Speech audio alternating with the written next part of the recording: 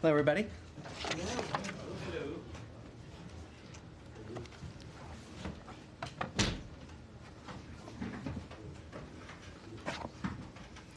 Look at the sound. All right, my name is Tommy Pigott. I'm the Principal Deputy Spokesperson here at the State Department, and today for Spokesperson Tammy Bruce.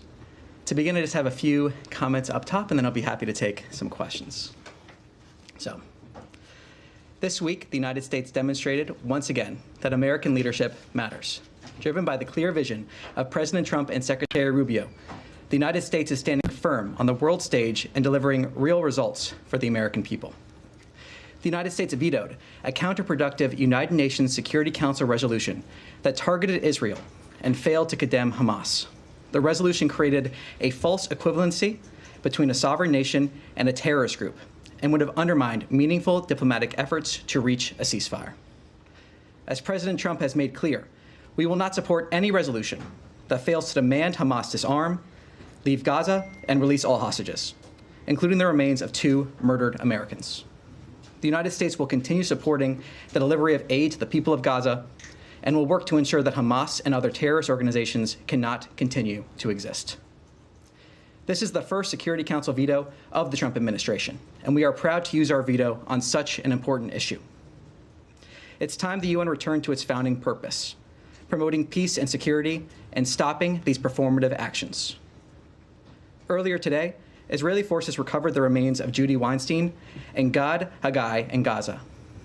Judy and Gad were kidnapped and brutally murdered by terrorists on October 7th. Their fate remained a mystery for months. Even after the worst was confirmed, their families were denied the dignity of a proper burial for more than 600 days. We hope their families can now find some measure of peace. At the same time, we are acutely aware of the anguish 56 families continue to endure, including those of Americans Omer Nutra and Ite Chen. Every single hostage must be released immediately. To further safeguard the American people, President Trump has signed a new directive restricting the entry of foreign nationals from specific countries to protect the United States from foreign terrorists and other national security and public safety threats. This action reinforces the administration's unwavering commitment to protecting our borders and ensuring that those who wish to do us harm are denied access. This administration will continue to use every tool at its disposal to defend our homeland, dismantle terrorist networks, and deny entry to those who threaten the American people. We will never waver in our mission to protect the United States. And with that, I'll take some questions. Thank you. If I could start with Russia, Ukraine, was Secretary Rubio on the call between President Trump and Putin? Nothing further to add besides what's already been publicly said. Okay, and then President Trump said today that Putin told him he had no choice but to attack Ukraine following Kyiv's latest attacks. Trump said he told Putin not to do it. Has the U.S. communicated to Russia any red lines that it does not want to see crossed? Look, what's been clear from the very beginning, and President Trump has made this clear, is that he wants to see de-escalation. He wants to see direct dialogue. He wants to see peace. That has been his driving motivation on this from the beginning, to end the carnage and the bloodshed. As you said, the president spoke to this, nothing further to add to his comments, but his motivation here has been very clear from the beginning, to get to that direct dialogue and stop this bloodshed. Would the U.S. take any punitive actions, such as imposing sanctions if Russia attacks? I'm not going to speculate or get ahead of the president on that, but what I can say, again, is that the president has been very clear. He wants to see this conflict come to an end. Yes. Thank you very much, Tommy. Can you explain the apparent conflict between the State Department's position regarding Afghanistan, the safety, relative safety and security of the Taliban government, regarding the decision made on withdrawing temporary protective status for Afghans here in the U.S. as of July 12th, because it's safe enough, presumably, for them to go back, and the fact that the State Department has now decided that Afghanistan is not safe, so it is on the list of states for which immigration is banned. So we're talking about two dynamics here. When it comes to the specific of TPS, temporary being the operative word here, I refer you to DHS for more details, but it was always a temporary benefit, a temporary protection that's in the name itself. So we have that dynamic, and people that are here, people that were here on temporary protected status have had opportunities to apply for permanent residence here in the United States. So you have that dynamic of a temporary protected status that was temporary. versus the second dynamic of the ability to vet people entering this country, the ability to ensure people coming into this country on a visa are properly vetted.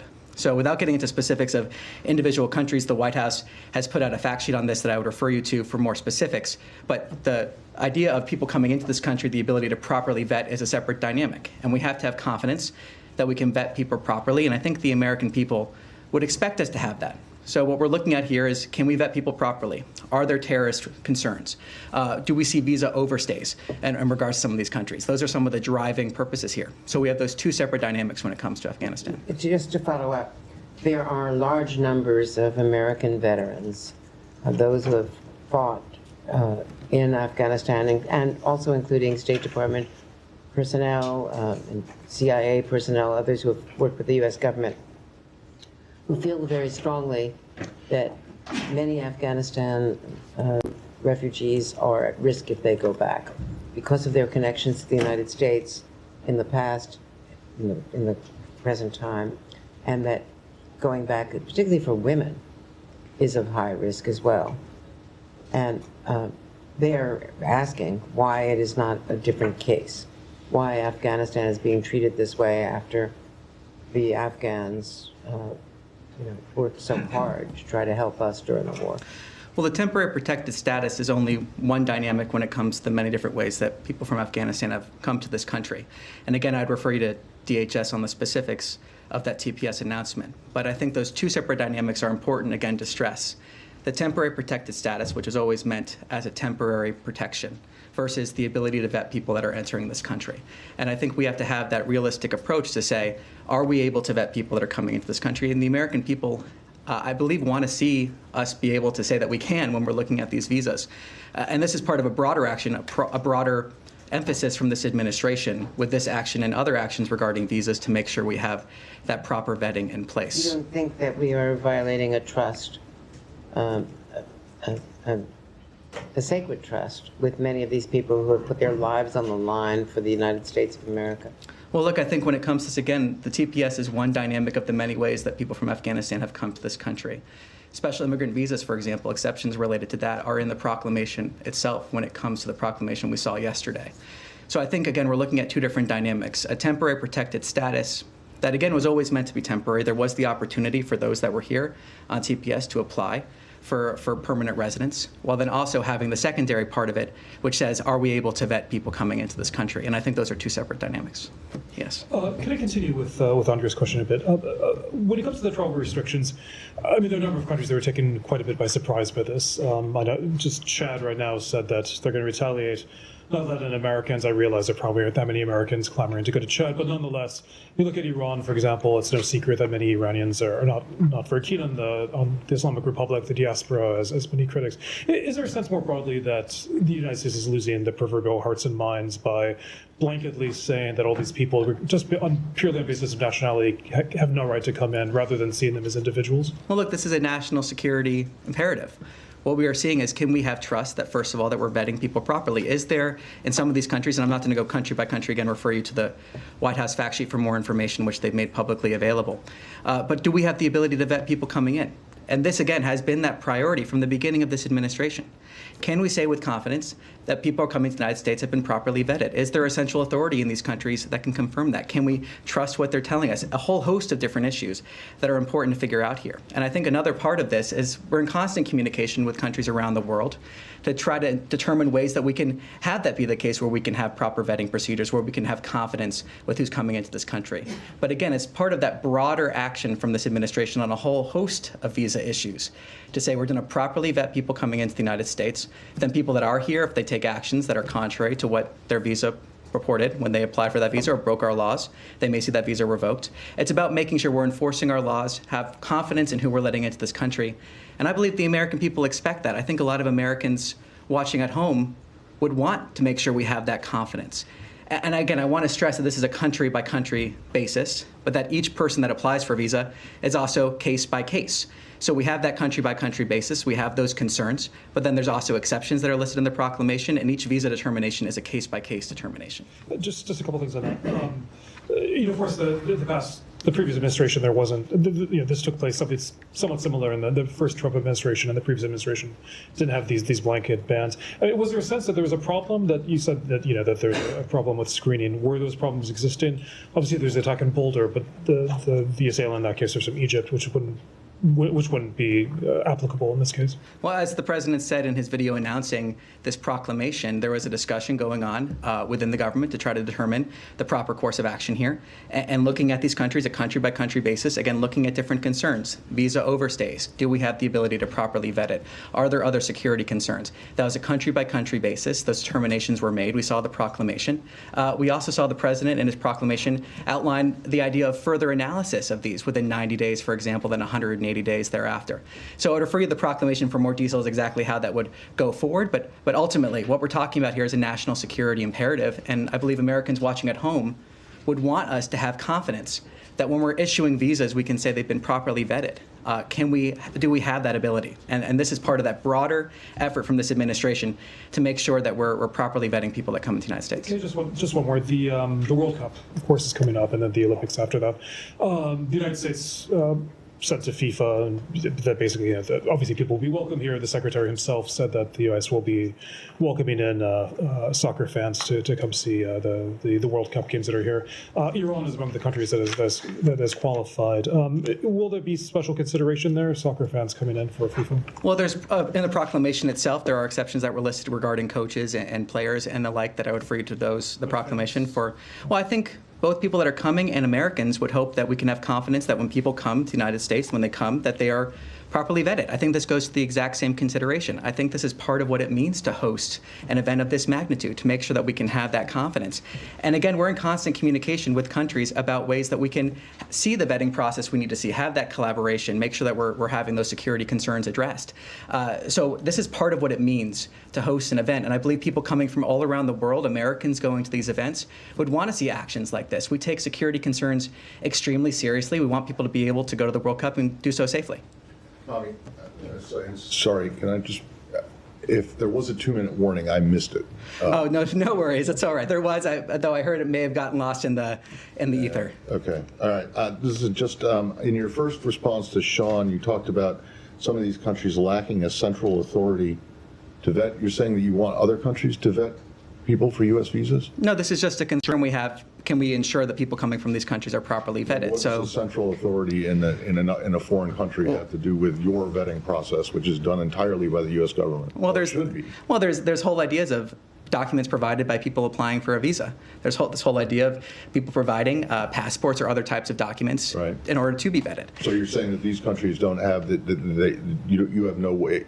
You have no trust in the viability or the authenticity of. Well, what I can say is that there's security concerns of our ability to properly vet people coming for a visa. That's what I can say. Okay, and then will anybody who currently has a visa have it revoked under this proclamation? Well, this proclamation is about entry. So that's what this proclamation is focused on. I thought it was about visas. Well, it's about entries in terms of visas. Yeah. So, I mean, as you're well aware, just having a visa doesn't mean you get into the country. Yeah, no, you're saying people here, correct? If I understood your question correctly? No, I'm saying people either here or who happen to be in, I don't know, Australia or something, but they have a visa and they are from one of these countries. Will their visas be revoked? Will anyone? Well, I'm not going to get into hypotheticals at this point in terms of that. What I can say again is that this proclamation is about a national security imperative, and visa determinations are a case-by-case determination. So we see that constantly when it comes to visas. What we're saying here on a country-by-country basis is that we have concerns about visa overstays. We have concerns about countries accepting nationals that have overstayed their visa. The bottom line is that you do not know if anyone who currently has a visa, who is either in the United States or outside of the United States, but holds a passport from one of these countries, will have their visa revoked. Well, I'm not going to speculate on a specific hypothetical. I'm not asking you to speculate on anything specific. I'm asking, if you don't know the answer, then it is clear that no, this wasn't really thought through that well. No, I think it was thought through. What we're seeing here is concerns about certain securities from. So what happens? So what happens? Again, it's a case-by-case basis. You're asking me a hypothetical situation. It's a case-by-case basis. What are the instructions that have been sent out to embassies and how to deal with it? Well, I'm not going to talk about our internal communications. This is ultimately, fundamentally, a national security concern. These determinations are made on a All that is case-by-case fine. No basis. one's arguing with that. I've addressed that. I think we're gonna, yes. I have one more Yes. about China, though. Yeah, green jacket. Oh, thank you. Thank you. Yes. Thank you so much. Although there are a lot of questions and explanations, I believe there are still some doubts among citizens from the 7 countries that are with restrictions on this travel ban. So in a general matter, if you could explain what those restrictions means for those citizens. Sorry, one more time. I On the lost you right travel there. ban for the countries that are in the list with a partial restriction, the 7 countries, including Cuba and Venezuela, for example, I believe many citizens that are still doubts what means this restriction. So what does mean? Yeah, when it comes to those, the White House has put out a fact sheet talking about those countries, the partial restrictions. I would refer you to that fact sheet for more information. It's available on their website From the there. perspective from the State Department, what does mean from those who are not here and for those who are here in the country and might want to leave and then come back? Well, again, it's a case-by-case basis, and we have concerns that we want to see addressed, and that's what this is part of addressing. Thank you. Yes.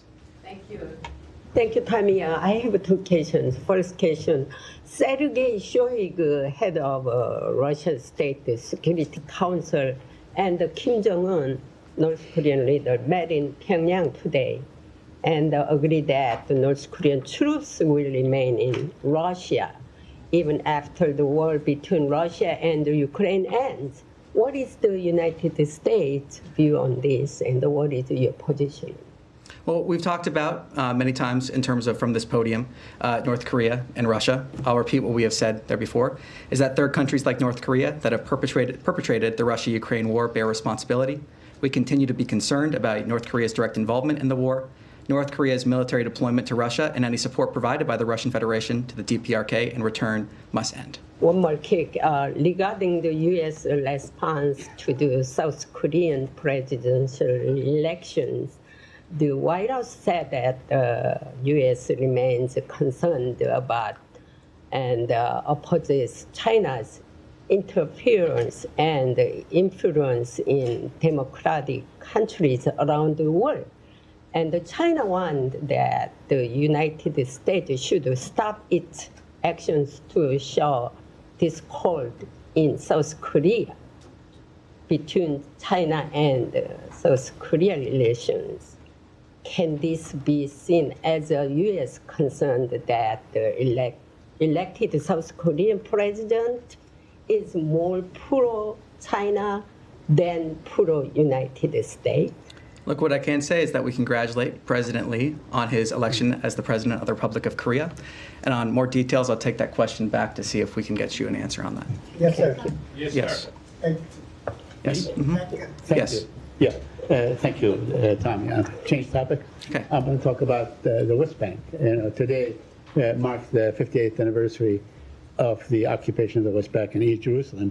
And is the West Bank on your radar? Because there has been a spike, a huge spike, as a matter of fact, in settler violence against the Palestinians, and Israeli army violence against Palestinian villages and so on. They're being locked at night. They're not allowed into their farms or to tend their animals and so on, or even go to school and all these things. My question to you, is there someone or an office within the embassy in Jerusalem or anywhere or in this building that follows up on what happened in the West Bank, and what measures are you taking? Well, look, what I can say, as we've said here before, is that certain functions have been put underneath the embassy in Jerusalem under Ambassador Huckabee. That's the most I can say on that here. Okay, so where do Palestinians go if they have a grievance that they can raise with the Americans? You know, some Palestinians have U.S. citizen and so on. Do they go to a certain office, say, you know, there's been an attack on my land, there's been an attack on my kids, whatever? Do they go to a place where these grievances can be aired and expressed? Well, I don't necessarily want to give a hypothetical depending on the exact circumstances you may be raising. But again, there have been functions that have been consolidated underneath the embassy in Jerusalem under Ambassador Huckabee, and I have to leave it at that. Thank you. Yes. Thanks, Tommy. 2 questions for you. Prime Minister Netanyahu of Israel acknowledged a short time ago that the Israeli security establishment has been providing weaponry to a rival gang, rival to Hamas. Number 1, was that done in coordination with the American government? And number 2, is it in line with American policy in Gaza? Well, look, I have nothing to preview on that. I'll take back the specifics, see if we can get more of an answer on that. What I can say is our approach and our policy remains that we stand with Israel and we stand for peace, and those are our goals that we want to see. Second question, it's kind of a different way of asking a question that was asked the other day. Who's currently in charge of the Lebanon portfolio here at State? Well, I mean, we see a whole host of people that are involved in this issue. Who oversees it? I mean, I have no personnel announcements to really announce at this time, but what I can say, yeah. Who oversees it? I mean, we have a whole host of different people that are involved in this. I mean, we see members of Ambassador Witkoff's team. We see different members of the Bureau. We have a whole host of experts here at the State Department that are involved in this. Yes, sir. Yes. Yeah, Thank you, Tommy. Two questions, one question on Iraq and the other one on Iran. There are reports being published by Wall Street Journal talking about the Iraqi militia group. Is they involved? I'm sorry, could you speak up just a little bit? There were reports published by Wall Street Journal which says that the Iraqi militia groups involved in extracting illicit funds for Iran throughout the Visa and MasterCard payments. I'm wondering if you have any comments on that, and how do you view these militia groups inside Iraq, which they are serving in the interest of Iranian government? Well, look, we've been clear in terms of when it comes to the militia groups that militia groups within Iraq should report to the Iraqi government. Beyond the more specifics of your question, I'll take that back and see if I can get more specifics on that. Yeah, and the second question, do you have any updates for us about your negotiations with Iran? We've heard about from the Iranian officials, including the Iranian Supreme Leader, Iranian Foreign Minister, which they said that the proposal you sent to them, it's incoherent, disjointed, and very unrealistic. And they've made clear that Iran will never accept any proposal, any deal which requests them to abandon all nuclear consortium outside Iran. Well, look, what I can say is that Senior Advisor and Special Envoy Witkoff sent a detailed proposal, and we encourage the Iranian regime to accept it. It is in their best interest to accept it. We've also been clear again and again and again that the Iranian regime can never have a nuclear weapon, that there is a good option and a bad option in regards to that. Beyond that, it is not in our national interest to negotiate these issues publicly. But I can say that it is in the Iranian regime's best interest to accept the proposal that was given by Special Envoy Witkoff, and again reiterate what has been made clear from the beginning, that the Iranian regime can never have a nuclear weapon. Will the next round of talks with Iran depends on their response to this proposal? Look, we expect to meet with the Iranians again soon, but beyond that, I have nothing to preview. Thank you so much. Going back to Ukraine, if I may follow up on the exchange with my colleague. Given the president's early comments comparing the conflict to a schoolyard, fight, dispute, if you want, are you concerned that Russia might deem those comments, particularly when the president said that they should fight for a while, as a green light to fight? The president has been clear from the beginning that he wants to see this conflict come to an end. He has been clear from the beginning that his driver, his motivation here is to end the bloodshed, to end the carnage, to end the conflict. He has said that again and again and again. He has also encouraged de-escalation. He has encouraged the parties to come to the table to have direct talks. He has been clear that's what he wants to see. So he's made his position on this clear, and I think the framing of that question, honestly, has been very clear on this, that he wants to see this carnage come to an end. He wants to see this bloodshed stop. But he also made it clear that peace talks are right now basically going nowhere. Why no pressure on Putin right now? Well, look, again, he spoke to this just a little while ago, that he wants to see those direct talks happen. So I'm not going to get ahead of the president in terms of what he may or may not decide to do. But what the president is able to do, and it's a credit to his leadership, that we've seen the progress towards peace that we have seen the parties engage in some sort of effort to try to get to that ceasefire. That's the goal. That's what the president wants to see. That's his driving motivation. And as he just said a little while ago, that remains his motivation here. Thank you. I have one more question, if I may, different topic. USA, GM, VOA reporters, journalists, colleagues, they've been in town, they were working for the US government, and some of them are from dangerous countries. Now 50 of them, 50, are about to lose their J-1 visas. Does the State Department have any plan to protect them? Well, look, I'm not going to comment on specific cases like that. As spokesperson Bruce has often said from the podium here, there are, though, many different ways that people can enter this country in terms of visas and the like, but I'm not going to comment on specific cases. Yes. Yes, sir. Yeah. Back to Russia and Iran. President Putin has expressed willingness to help the U.S. in talks with Iran.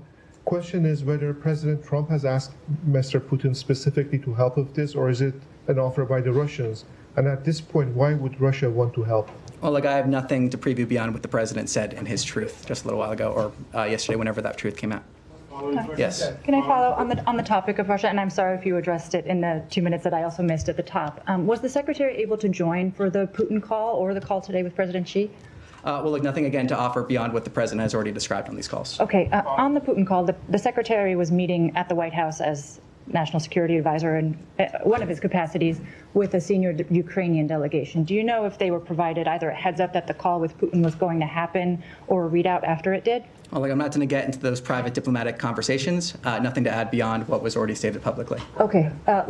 Without getting into the details that may have been provided, is the secretary or this department aware of what the Russian response might be in terms of timing or nature? I'm not going to get into that from here. I mean, the president has already put out his truth to this nature. The president's been clear he wants to see de-escalation. He's also been clear he wants to see the parties come to the table to have direct negotiations. But assuming the response happens, is the U.S. expecting something of a heads up beyond what Mr. Putin told Mr. Trump? Again, I'm not going to speculate on this. Thank you. Yes. Thank you, Tommy. U.S. administration and the State Department established a strong communication line with the transitional government in Syria, and the President Trump's envoy for Syrian affairs and the Turkish ambassador for the U.S. in Ankara is visiting Israel right now. And during this visit, Israel just started to target some places inside Syria, which stopped before with the intervention of Mr. Trump, convincing the Israelis that after these communications started with the transitional government. How do you see the targetings of the Israeli Air Force towards targets inside Syria at the time that the ambassador is visiting Israel? Well, look, what I can say is that the United States continues to support efforts that will bring lasting stability and peace between Israel and Syria. A stable and peaceful Syria is in everyone's security interests. And that's what I have to say in terms of that question there. All right, thank you. Can we get one? And Bangladesh, can I ask you one question?